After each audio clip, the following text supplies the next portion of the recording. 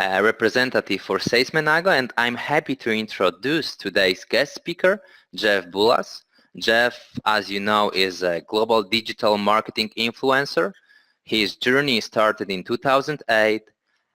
He made an observation about people's behavior on Facebook and Twitter, and in 2010 he started traveling the world, speaking about how to use social networks to grow businesses. We are all very pleased to have Jeff here with us and to listen to his presentation.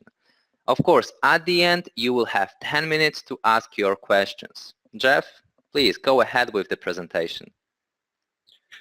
Thanks, Marek, for the introduction, and it's great to be here from everyone, wherever you are around the world. That's what I love about the technology. I still live a little bit in awe of the technology we use today, where we actually can speak to the world.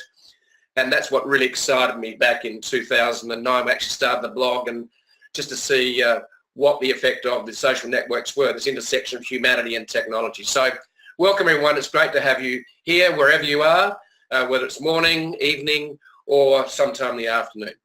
So what I want to talk today is about the 5 key strategies to grow your traffic, and that's one of the biggest challenges we have on the crowded web. And I'm going to talk more specifically about how to attract that traffic for free without paying Google or Facebook a cent. Because that was one of the biggest, I suppose, opportunities I saw when the social media and social network showed up. I went, wow, you actually don't need to pay anyone to actually reach your audience. You actually could bypass the gatekeepers. And I thought, wow, this is really good. So I was really inspired by books by David Mead and Scott, The New Rules of Marketing and PR, which talked about the power of inbound marketing. And as a salesman and work in the technology industry, I was just really excited by the fact that I can attract an audience without having to actually, buy a newspaper ad or actually have to, pay for an ad on the radio or TV, which are very expensive. So that's what I want to touch on today. It's more that focus on organic traffic and earned traffic without actually having to pay, the big media companies. And that used to be newspapers. Today we're seeing that with Facebook ads and so on. And there's nothing wrong with that, but I'm just going to talk about some, I suppose, of growth hacks and insights I've learned along the way that quite often we forget as marketers and also forget as entrepreneurs. And a lot of us are in small business as well, and we're working out how can I actually build my audience and build my digital assets and get attention to them. So let's go to the next screen. So just a little bit about me. There's 3 of my 4 children. The 4th one couldn't make it for this photo, I'm afraid. So, but they're not really children anymore, as you can see. So they're in their 20s, and I'm a very proud father, and it's great to have them as part of my life. Excuse me. And it's been a challenge as a parent to make sure that they're given the best opportunities. What we'll talk about today is the opportunities that we can provide on this social web. Another little thing about me, I like wearing Lycra. Okay, so I'm a keen road cyclist. I've ridden in different places around the world, not just in Australia. Sydney is where I'm based at the moment, and that's where I live, beautiful city. This photo is taken at the Rocks, which is one of the oldest parts of Sydney, which is about 250 years old now, I think, nearly. So quite young by world standards, but we're a young country. But I love riding. I ride with friends. I've ridden in Cape Town. I love keeping fit.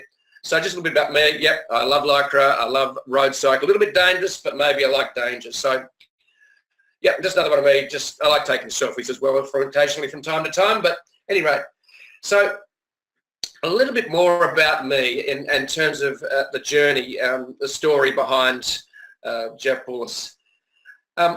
It was in 2008 that I read a book by Tim Ferriss called The 4-Hour Work Week, and talked about creating a digital sort of lifestyle, because the digital world was transforming e-commerce and online stores and how you live your life.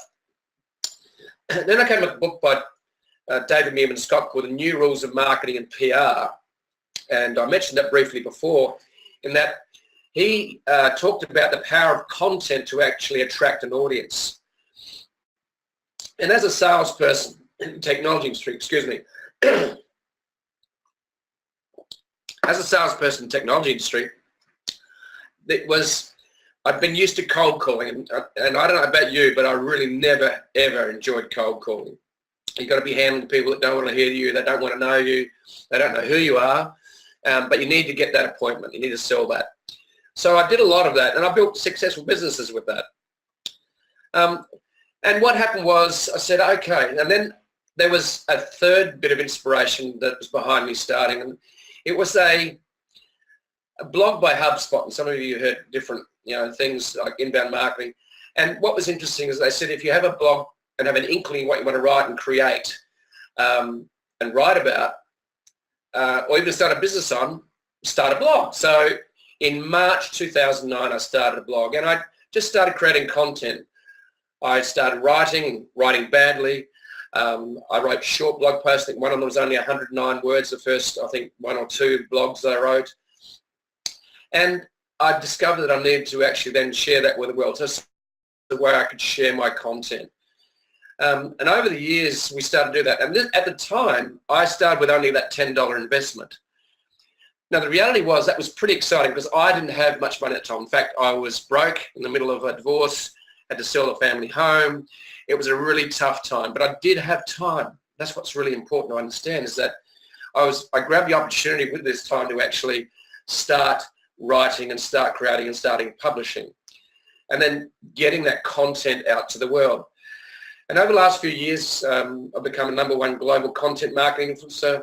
I've built my Twitter followers to over 500,000 and been nominated on Forbes as one of the top social media influencers.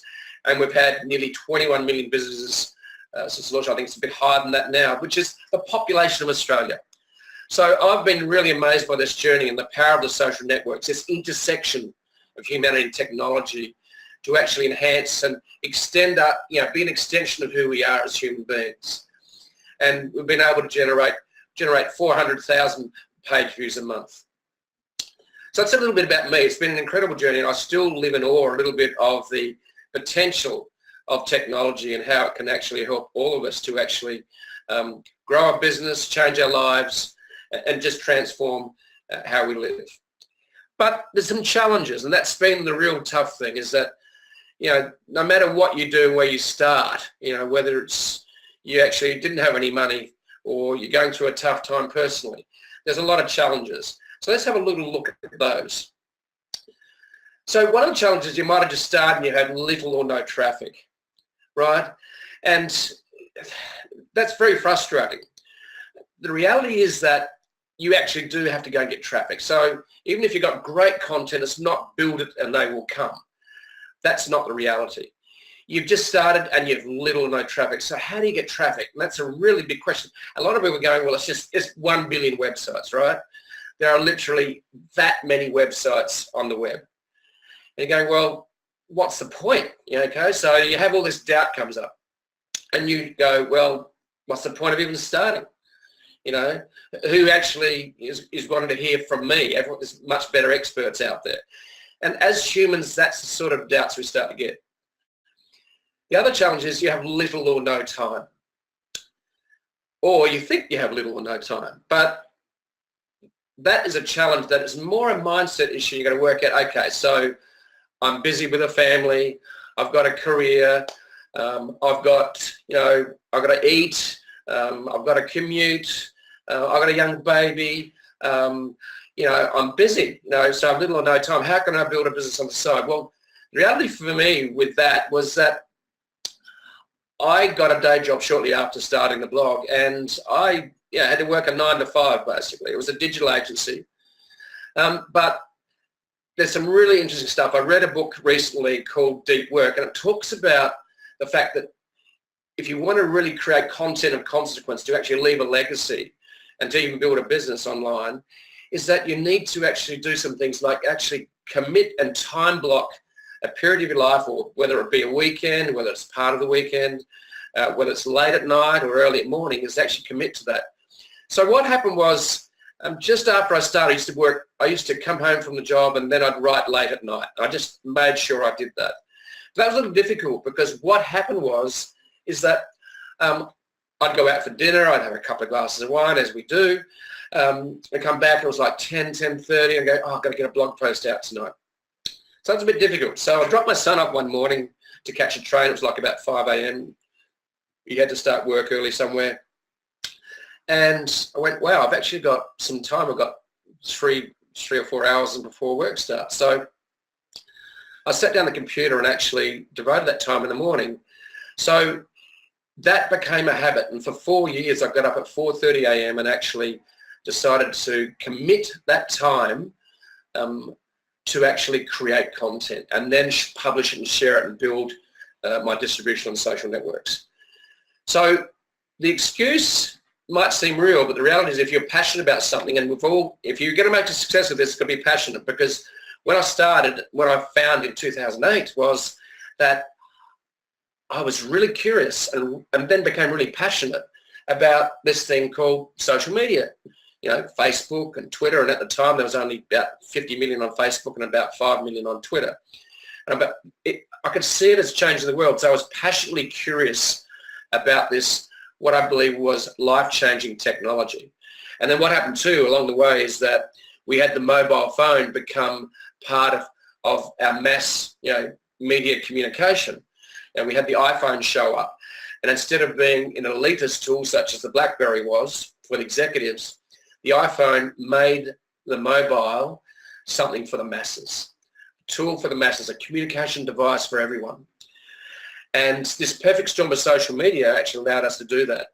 So the timing can be everything, but the challenge is at a level of no time. You've actually got to set aside some time that works for you. If you're a night owl, set some time apart. If you're actually like getting up early in the morning, do that. You've got to find a way. The other challenge is that after I started was that traffic on Facebook dropped almost nothing in terms of organic traffic.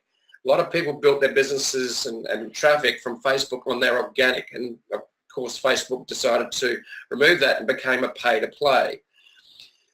The other one is struggling to get discovered online. Like, how do you stand out? Like, really important. So you've got to maybe create a name that's different, then you've got to have a voice that's yours, and you've got to break through the clutter.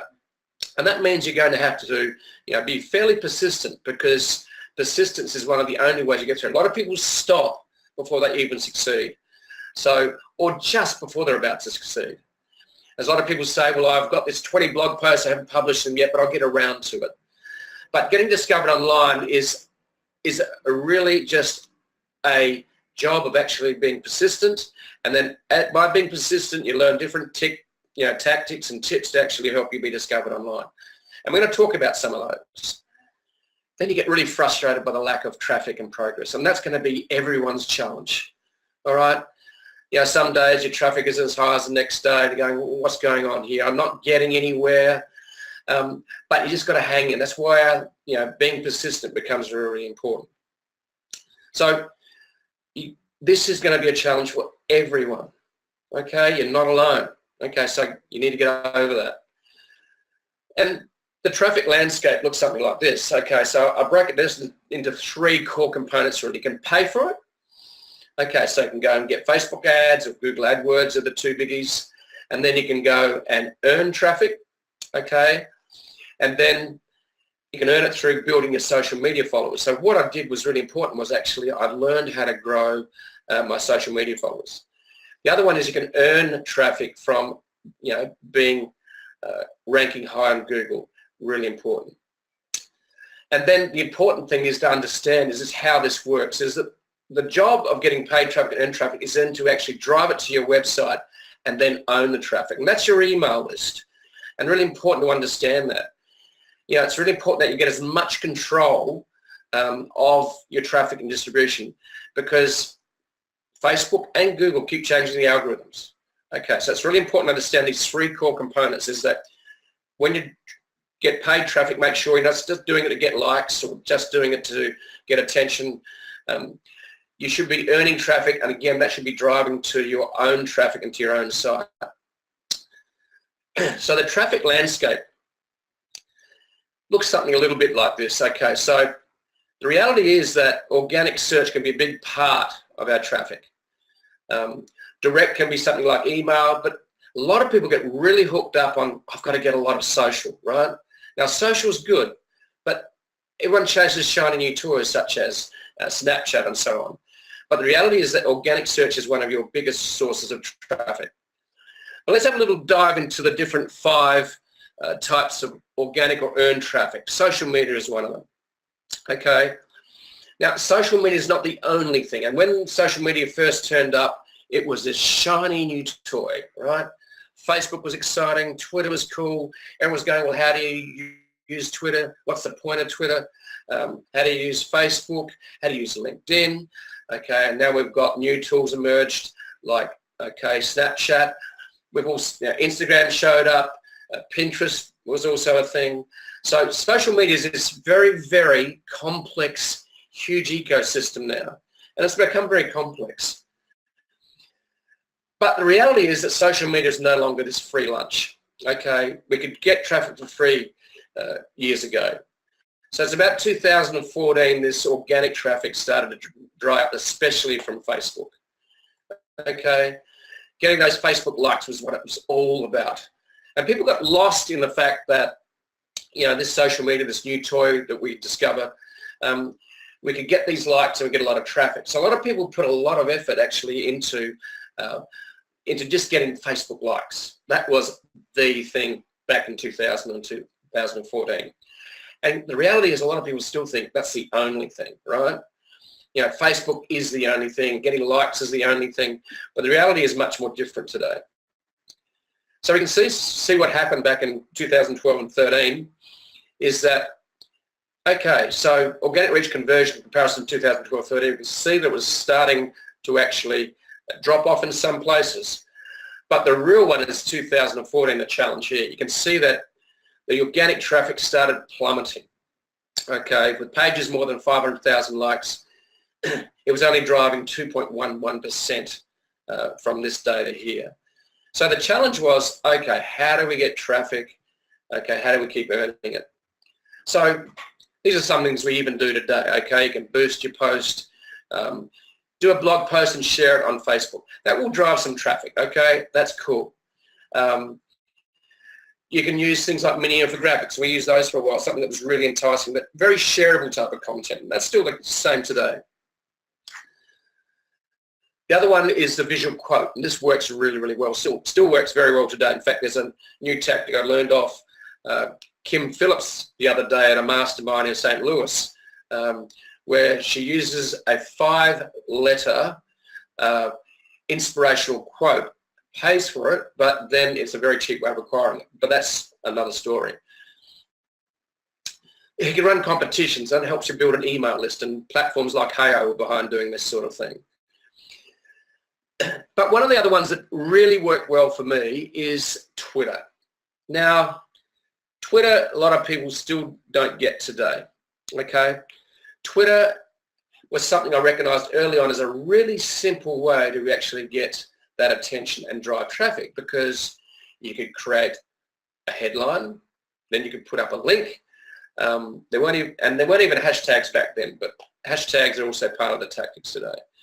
But what was really interesting was that early on identified Twitter was really important. So when I started back in 2009, in fact, I registered with Twitter initially in 2008 in December, I actually realized that, wow, I can actually grow my Twitter following. That means I can get more clicks to my site.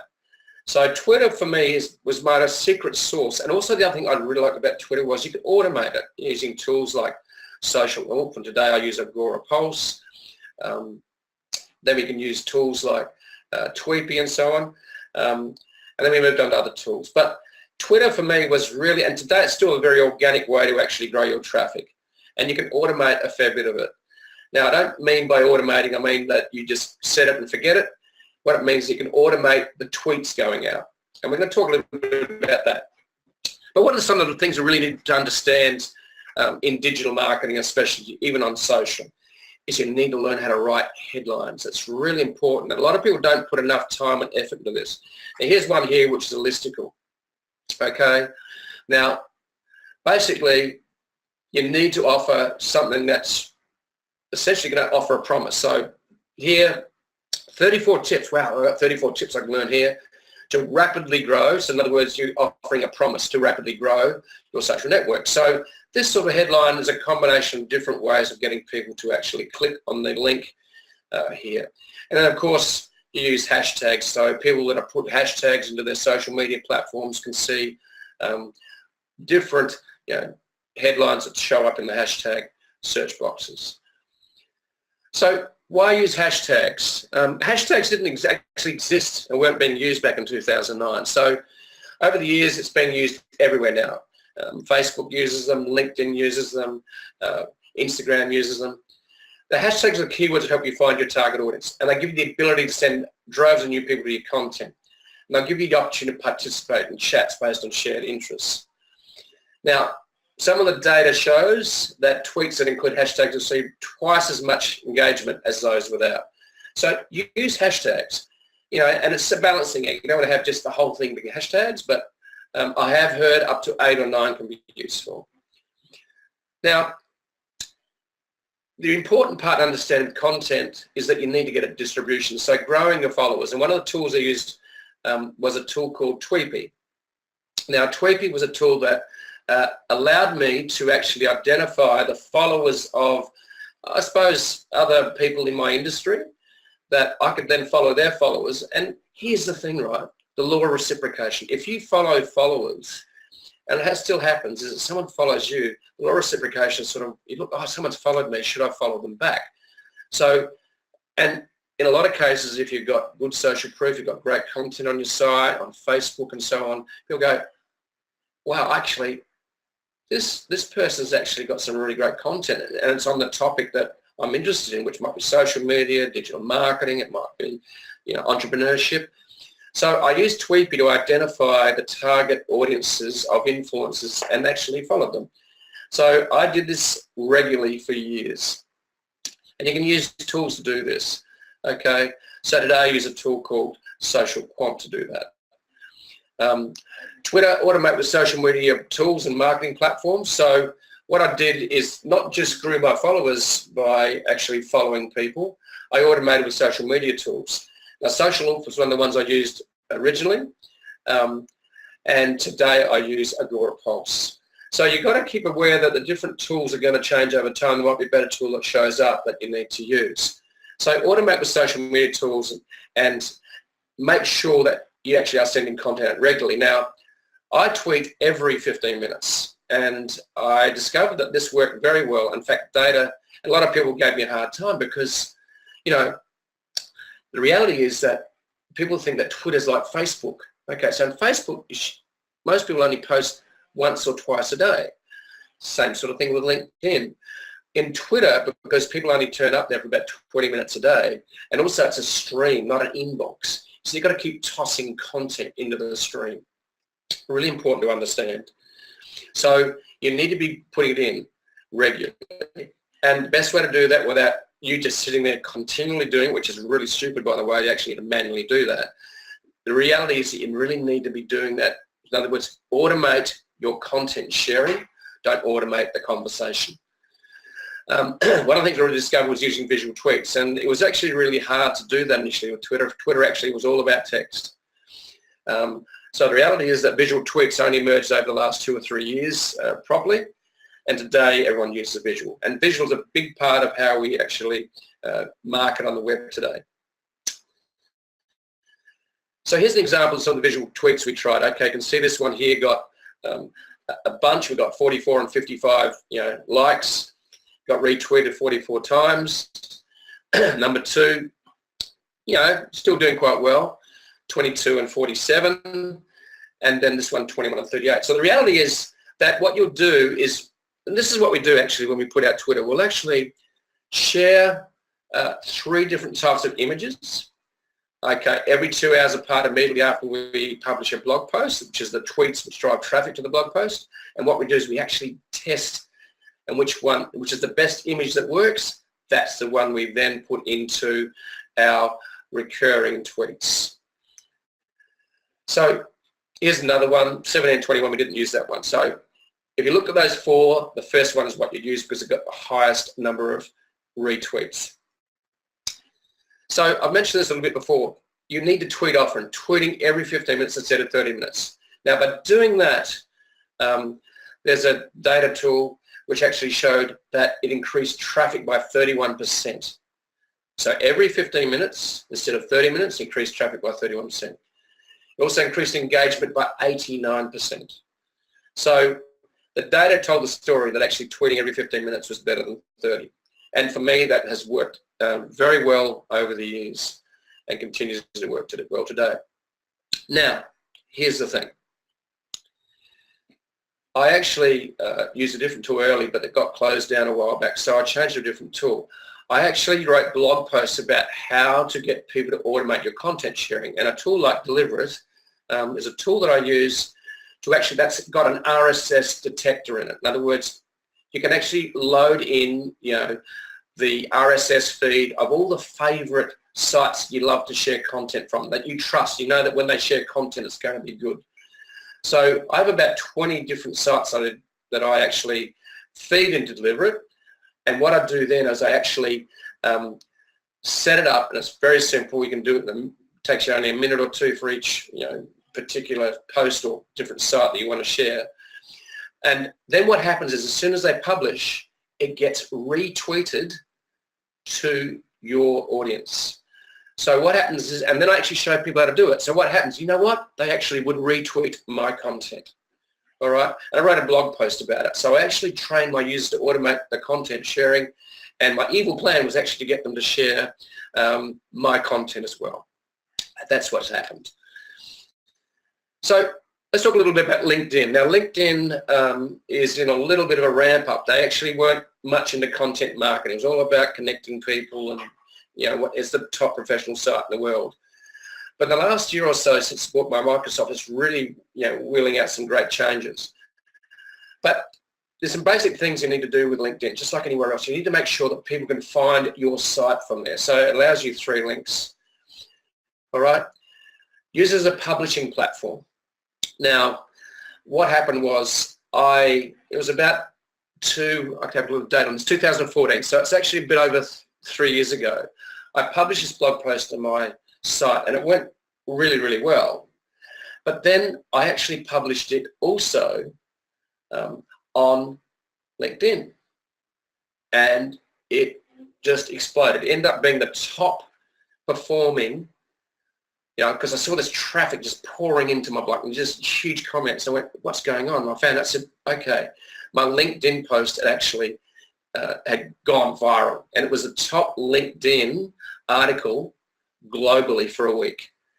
It got nearly 300,000 likes and views. It had nearly 1,000 comments. Just amazing. And maybe the lesson from this is maybe the people on LinkedIn don't like Facebook. So this was just one of those events that we like to get now and then, that sort of like viral explosion of content and sharing that actually drives a ton of traffic. So I use it as a publishing platform. Now, the other thing that has happened the last little while I don't have up on the screen here is that just those 1,300 character posts that are, one of the ways you can publish, on LinkedIn is just go and tell a story, a personal story, and do it within 1,300 characters, not words, 1,300 characters. And if you write a really powerful story, that actually will get shared a lot. So I've had up to 50, 60,000 views actually by doing that. So just go and do a post one day, experiment with LinkedIn, have a look at some of my LinkedIn profile and see how I do it. But it can be really, really powerful. The other one is if on LinkedIn, if you're publishing a post on there, is actually linked to your site as well. So it's just what you're trying to do is you're trying to give people the option to actually go and visit your site. And of course, every post I publish is always shared on LinkedIn without fail. And we automate that as well using Agorapulse. Okay, so here's the thing. Social media is really cool, okay? But the reality is that search engines actually drive more traffic over time as you continue to build authority. So let's have a little look at this. Okay, now the reality is that a lot of people are not prepared to play the long game. They just want a quick fix, all right? They want to get quick results. And paying for it is one way of getting quick results. But the trouble is some people don't have a lot of money to actually pay for quick results. They don't have the money for Facebook ads. And that's what I think is important for you to understand, is that you are playing a long game as you build your digital assets, as you create content, drive people to your site, and then capture leads and sales with pop-ups and so on, and give away something for free. You got to understand, this is not, you are playing a long game. I'm not trying to win tomorrow or the next day. I'm not for a quick fix. I'm not, trying to sell a spamming thing. It's not a quick, but a journey. And the algorithms keep changing. So you've got to keep adapting to how Google and Bing and others change their engines. So this is the thing. This is what's going to happen quite often with your traffic. It's going to go up, it's going to go down, and it's going to go around. Okay, so search engines are really, really important. So what do you do with search engines? Well, you need to understand the key phrases that people are wanting to achieve in the industry. For example, increased traffic to your blog is a key term. Really important to understand. So I would write blog posts about that. Okay. I also need to make sure that when you're creating content, you're optimizing for search engines. Okay, and there's great tools like Yoast, which I use, and it's just a fantastic tool to actually just get the basics right when you're actually optimizing search engines. But to make sure that Google can search and find you. All right, and it's going to take you time. Okay, so don't go looking for a quick fix, not a get quick rich scheme. You need to be optimizing with those search engines. And you need to be creating that content, because if you're not creating content regularly, or you're not creating really valuable content, Google's not going to be able to find you, because they're going, where's your content, Jeff? And I'm going, well, I haven't done it for a year. Well, of course you're not going to have people searching. You're not going to get that, Google organic search traffic. So the reality is too, and I didn't put up the graphic here, but the reality is that 55% of your traffic from my traffic actually comes from Google. The other reality is that over 300% more traffic over time will come from search engines than will from social. Okay, for most B2B sites. So what's the third pillar? Email. Okay, now here's the thing about email. Okay, it takes time. Again, most people aren't prepared to actually earn this.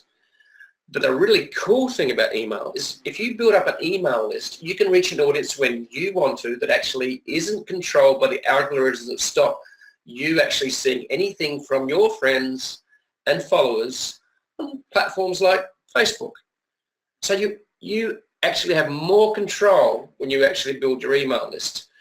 And it was about 2.5 years ago when I attended a mastermind in Chicago, and came up, and was able to rub shoulders with some of the best, direct digital marketers on the planet. I realized that having your list and growing it was one of the most important things you can do as a digital marketer. So remember this diagram? We mentioned early on. I want to lay the groundwork here. Okay, so your goal is to make sure that the paid traffic and the earned traffic can be turned into owned traffic. And that's when you drive paid traffic to your site, or a landing page, you earn traffic from social media and organic search, and you drive it to your own traffic site. And that's when you capture an email by offering something free and of value, okay? And you build your email list. Really important to understand that. So give away something for free, okay? Here's a free ebook. I think it's even 50 pages or 40 pages. It's quite substantial. It doesn't have to be as complicated. That can be something that's really just simple. Use a pop-up, okay? Really important to understand that even though they're annoying, they do a certain job, and that's making sure that you're building your email list. But hey, you're giving away something that's great value, okay? And this is what Neil Patel does, okay, on Kissmetrics, okay? He offers massive value. 150 conversion optimization case studies, okay? Who doesn't want that if they actually want to, make sure they're optimizing their website? Now, as I mentioned before, you don't need to make it a big ebook. This is just a one-page PDF where I listed some of the tools I use to actually, publish, grow traffic, get attention, do pop-ups and so on, okay?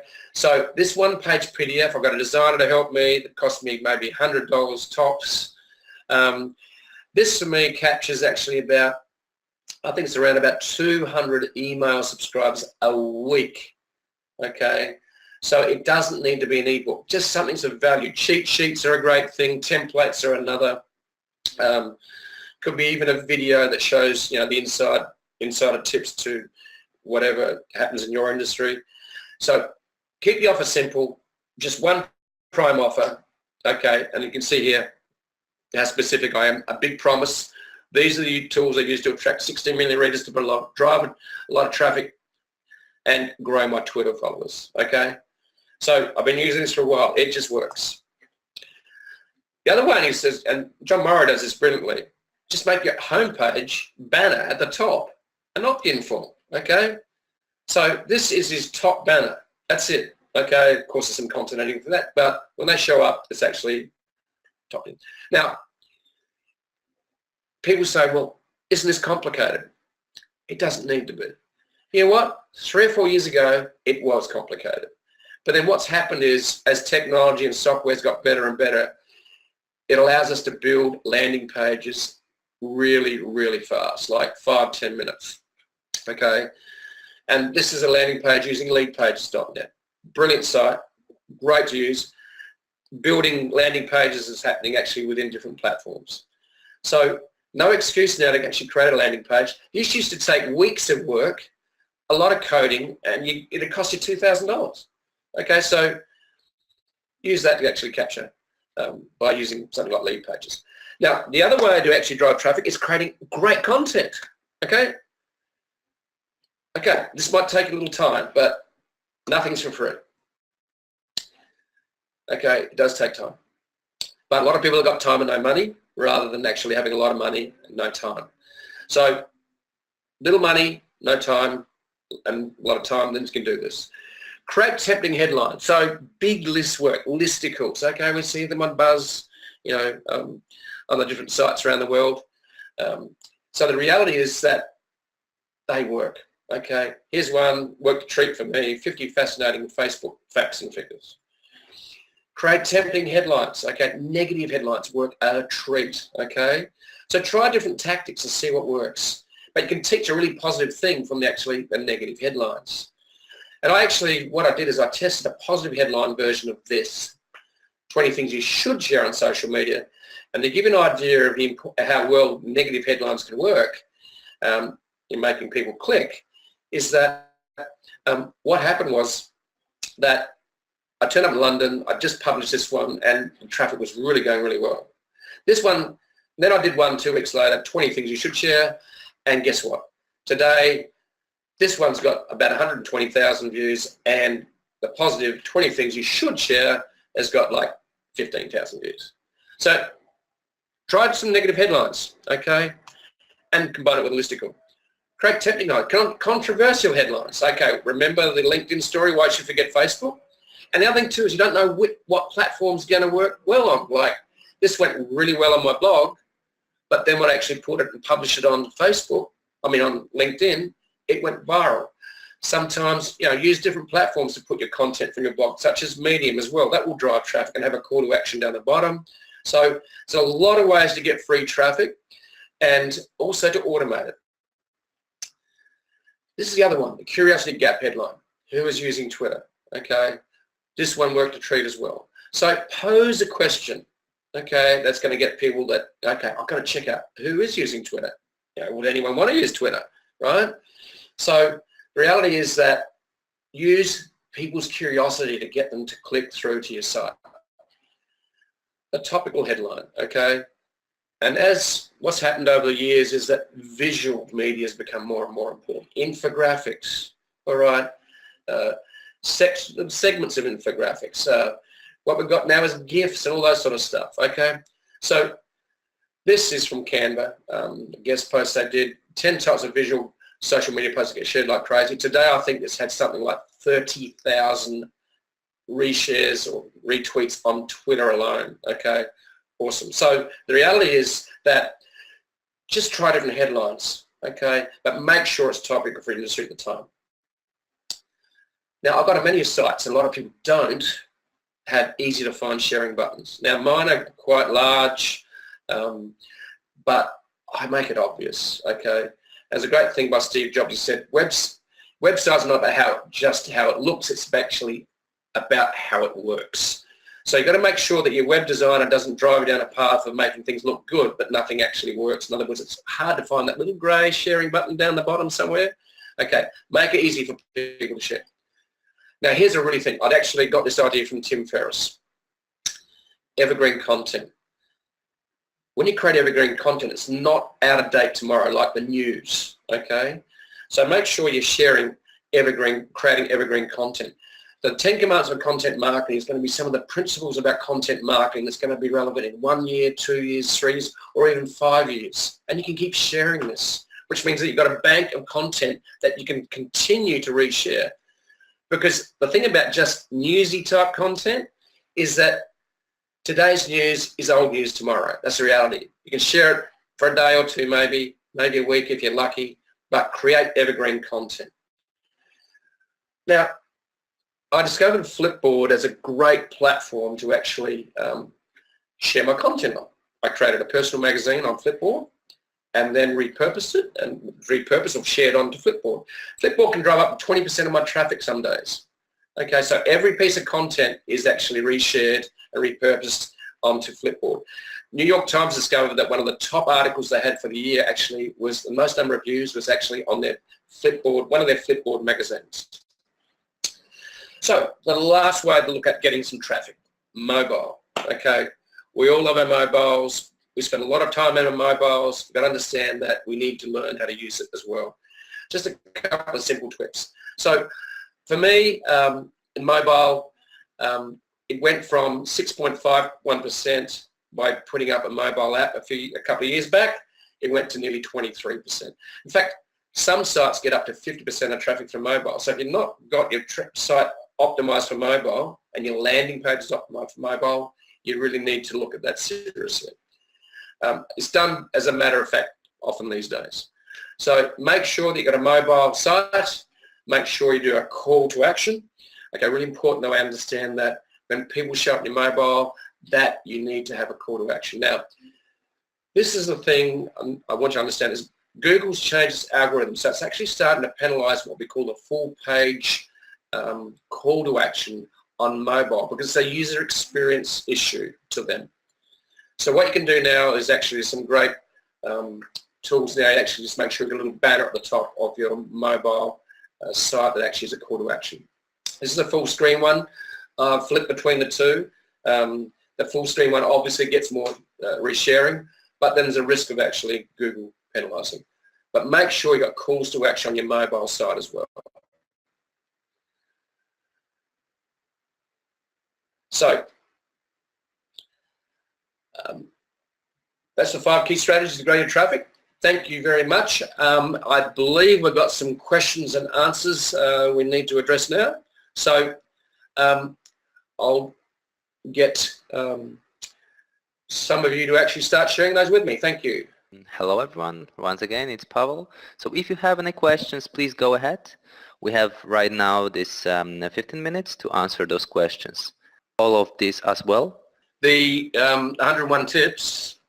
I've got a book on my site which is, so when you go to my site, jeffbullas.com, when you go there, there'll be a welcome mat which I use from Sumo Me. And that's 101 plus traffic tips. So that goes into, I suppose, a lot more detail than we covered today because we only had 40 minutes. So if you go to my site, you'll find that ebook will be on the welcome mat, which is basically a pop-up which you have to click on if you want to go away before you go to the site. So it's pretty easy to find. If you go to my site, jeffbullas.com, the free ebook will be there. With all those automated content sharing, how do you cope with answering comments, especially the negative ones? I keep an eye on the stream, so if there's a lot of people just reshare on my Twitter stream. So if someone asks negative content, some people are trolls. They just turn up to give you a hard time, and I quite often check, like, you can tell those sort of questions normally. Someone trying to bait you. It doesn't happen very often because I'm not, I suppose, in a controversial space like news or politics or religion. I try and avoid, politics and religion on my site. I don't talk about them. That's everyone's own personal views, and that's fine. But I will keep an eye on my stream. I'll go in and see what they're sharing, and if there's any questions, and if I've got time, I will share them. So we mightn't get to all of them.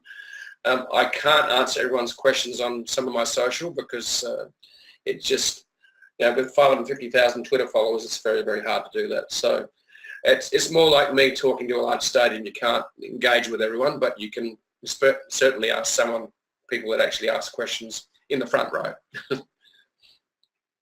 Okay, we have another question from Dan. Often when I'm working with customers, they don't have people inside the company who can deal with content. How would you solve that gap? It is a challenge, content creation. So there's a couple of ways to do that. One, you actually can pay content companies. There's some people services that provide that.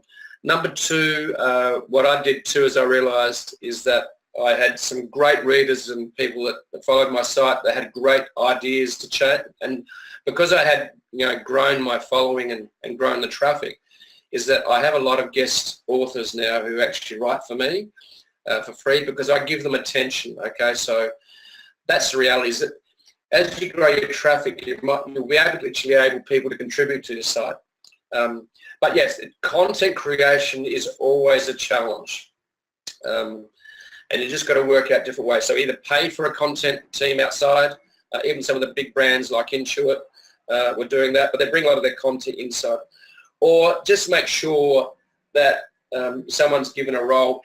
The reality is that, quite often the CEO or the CMO or the C-suite doesn't understand the importance of content. So it's really an education process quite often within a company to actually understand that they do need to be a publisher because the long-term benefits of actually creating great content that serves and gives value to your target audience is you're playing a long game and you will not see the benefits straight off the bat. And that's where quite often the C-suite or the management will go, well, and they might be in their, a little bit older in their 40s and 50s. Like I'm 60, so, I understand the importance, I've learned about it. But the reality is that a lot of people don't get the value of content. So you might need to educate them by using case studies. So that there's quite often a mindset issue when people say, oh, we don't have the budget for content. Well, someone's got to sell the concept and they've got to drive it to be the evangelist. Okay, we have another question is, you suggested some tools from Twitter. Could you please suggest some tools for Facebook too? Any tools for find out most popular post, ads page, etc.? If someone says that through, I can actually, Facebook doesn't make it as easy to actually automate as Twitter does.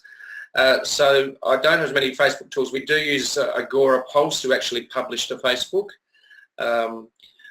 The other one, then you've got platforms like Heyo, which you can run contests on Facebook. But it's a little harder to automate Facebook because of the way they run the API. There's another platform called Shutterrock that allows you actually to create videos, 6-second videos, which you actually can share on Facebook. But, the reality is that Facebook automation is a little harder to do than Twitter because they operate differently. Okay, and another question is, if we decide to pay for Facebook ads, which is the daily budget, in your opinion, the best to start? Okay, so I discovered a really good tactic to actually that I think is very, very cool from a lady called Kim Phillips. I learned, I think 3 days ago. She's just launched a book called Game Changer, which is about how to actually get Facebook likes for a cent. Okay, so if you go to my Twitter stream, there is a banner at the top which actually does a click through to her free ebook, and it's free for the next 2 or 3 days. And that book shows you how to actually not only grow your Facebook likes, 10,000. So I just started using it a day ago. I've nearly got 2,500, in fact, nearly 3,000 likes.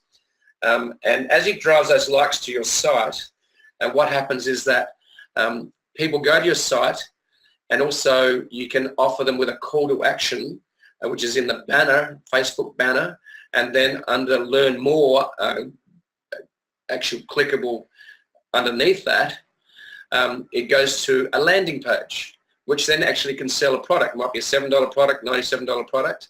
But get the book. It's free at the moment. It is a brilliant. I've been using this tactic the last day or so, and it just works. So, and you can do it on a budget of $20 a day. Kevin Yu uses a tactic of only spending, $1 a day, but there's some really good hacks you can do to actually get around not having to spend a ton of money to both grow your social proof by getting likes, and then as you get that attention, to actually get people to click through and even make money as you go. So get the book Game Changer. I've just sent an email out to my audience about it, but it's on the top of the Jeff Bullis Twitter page, all right? So it's one of the best growth hacking and paid, basically making money at the same time tactics I've ever seen. And it's brilliant. So there's a bit of a tip in terms of spending money on Facebook ads in a very, very cost-effective way to both grow your likes, create social proof, and also make some money on the way. Another question is the training you offer to companies your main source of income, or do you also sell a lot of products from your blog? We earn money from a variety of sources. It's multi-revenue stream. I get paid to do keynote speaking all around the world. So that's one form. I have my own blogging course, which I make money from. I also do influencer marketing for brands around the world. We run webinars for them. We also do co-create content. We write ebooks in conjunction with them and create the best content we can to actually build up their content and help them train their audience. We also help other people launch their products and training services. So that's an affiliate type of model. So we make revenue from a variety of ways, okay? We do a bit of training, not a lot, but basically it's good to have a variety of ways to actually earn money from your website, your blog, or your online presence. Okay, Morena is asking about the name of this free book. Can you please once again say the name of this free book? Okay, the name of the free book is Game Changer by Kim Phillips. So if you type in Game Changer into Google search and include the name Kim Phillips with a double L, Phillips, you'll be able to find it. The other one is just go to my Twitter profile, Jeff Bullis, okay, on Twitter. And it's right at the top of that. If you go there, you'll see the link to go straight through to the site and actually get the book for free. It's only available free for the next 2 or 3 days. Okay. One more question is about, is it even worth to post organic on Facebook? It still drives traffic, okay? So Facebook is still my second biggest organic traffic after Twitter. And then there's LinkedIn, I think, and then Flipboard's down the tree. So yeah, it's not big, okay? But even though it still isn't, huge traffic, it's still, I think, about 3 or 4% of my traffic. So it's still worth doing, okay?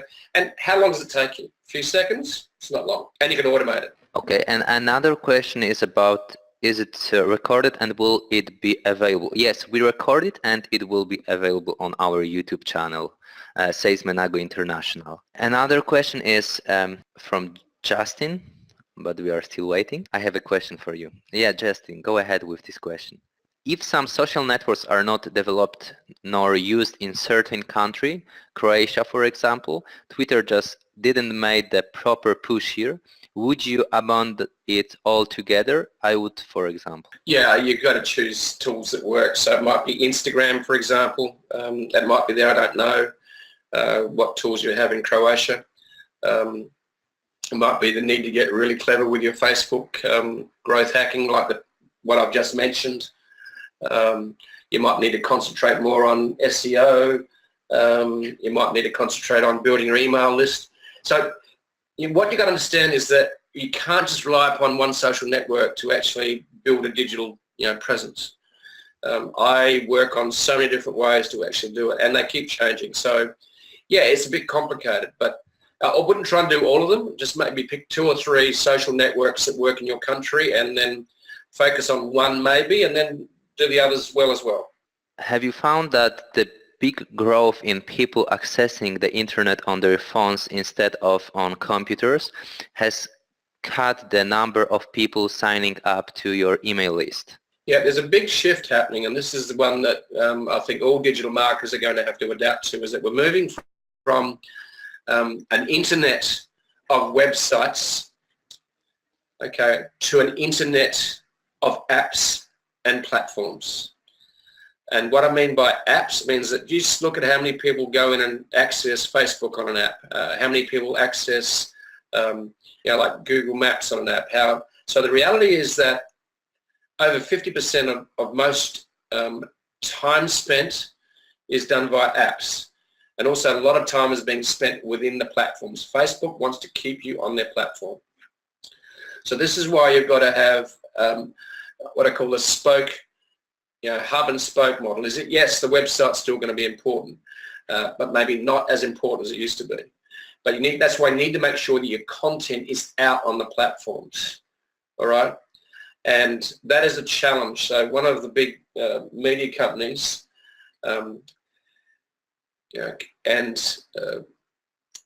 they actually find they've got 400 million views on their website, 450, 500 million views, but they get 7 billion views of their content, okay, on the social network platforms, okay, across all of them.